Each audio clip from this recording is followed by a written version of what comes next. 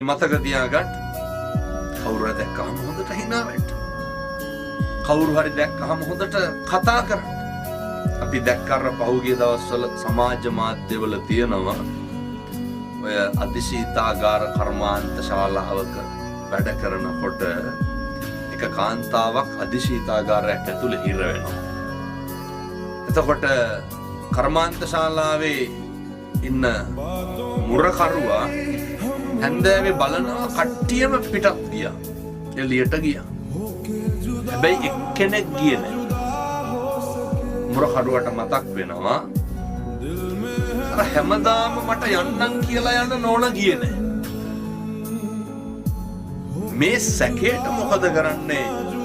මුරකාරයා අර කර්මාන්ත ශාලාව වටේ රවුමක් කියනවා.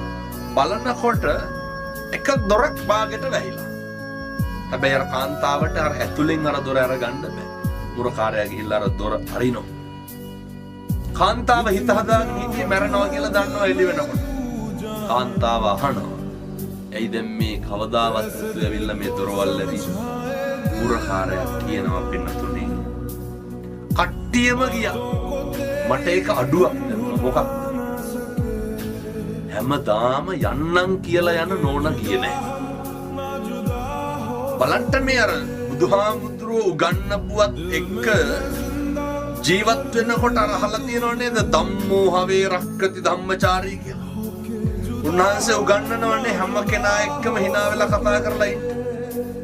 අර බලන්න මේ ආත්මෙදිම පළ දීපු හැටි. අර මිනිස්සයා කිව්වා හැමදාම hina වෙලා යන කෙනා ගියේ නැහැ. ඒක බලන්නයි මම මේ ආවේ. ජීවිතේ පුරුදු වෙන්න. හම්බෙන හැම කෙනෙක් එක්කම බොහොම ලෙන්ගතුයි.